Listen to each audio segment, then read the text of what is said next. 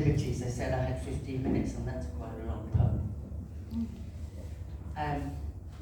Now I've got muddled up now, you see, because... Maybe it's time. So here's another lot, not quite as heavy as the last one. It's called Harvesting Data.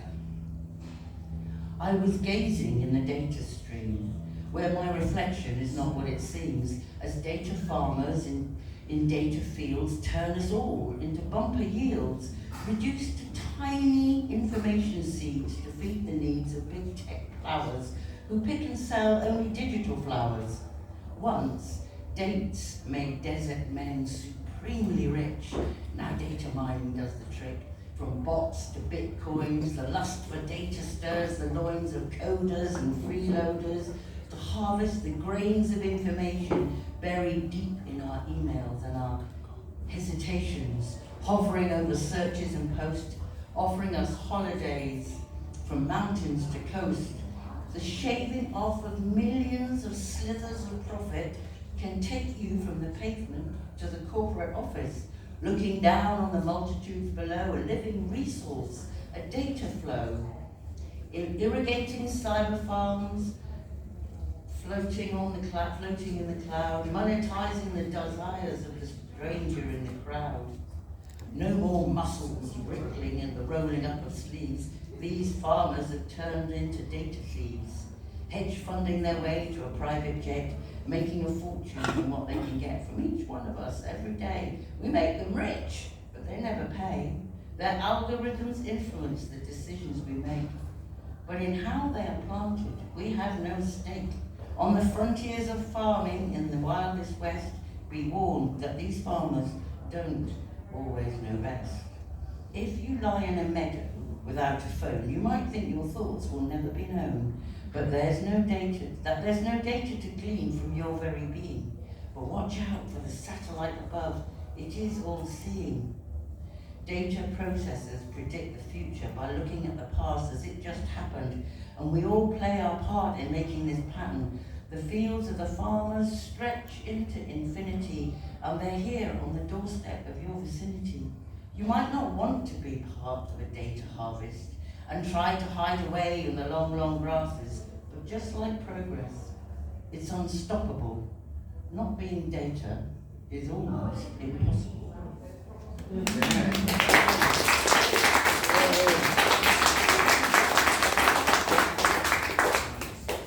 don't know if any of you are like me, but the time that I write best is probably after my first cup of coffee in the morning. I go back to bed and I might be looking at some disastrous thing on the internet, and I'll just be like, I've got to say something now.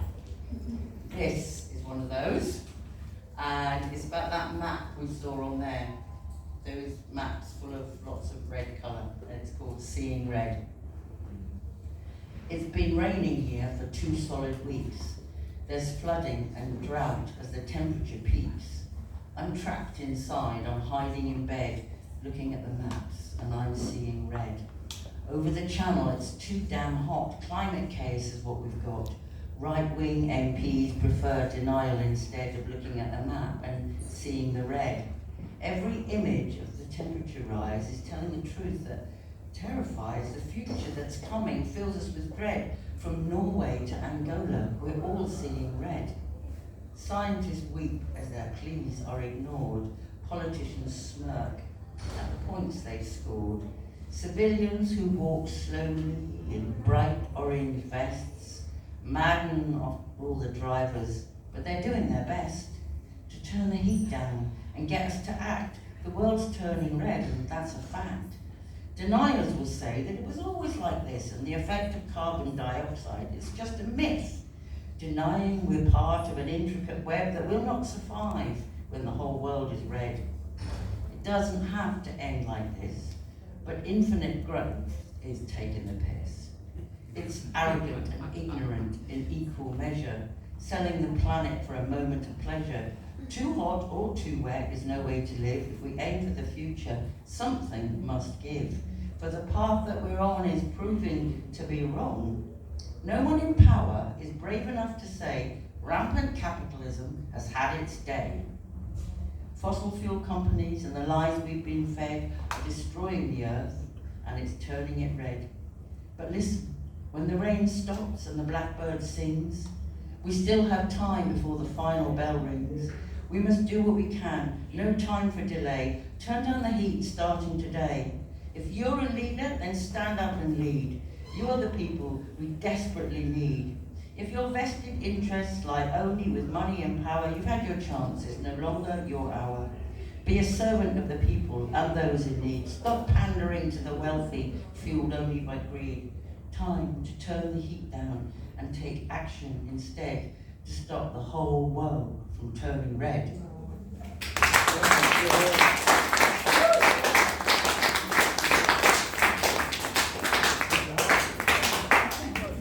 And there's obviously loads of material at 6:30 in the morning to get your juices, your writing juices going.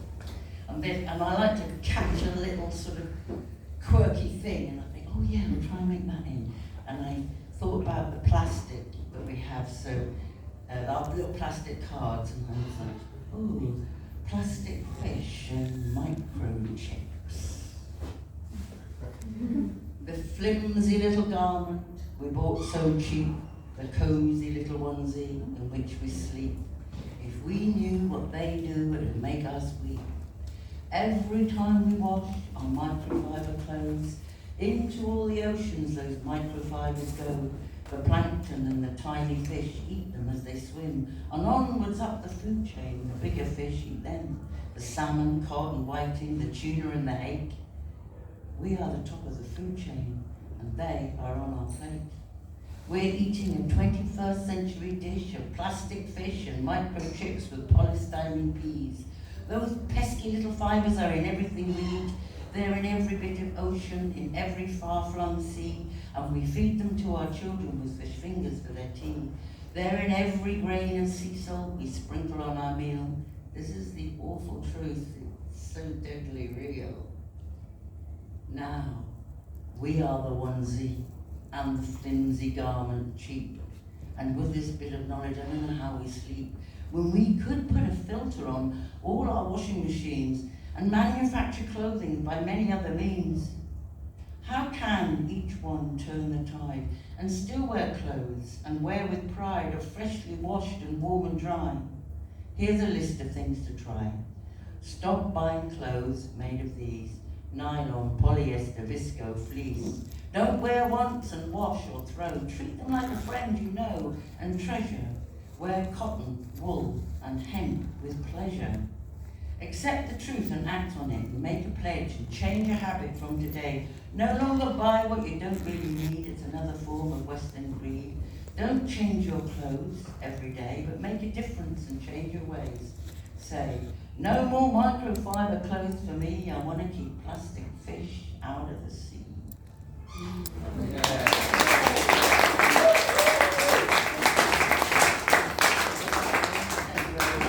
How are we doing time-wise? Really good, no problem. Well, no problem. I was going to, I'll tell you a little story. So in 2000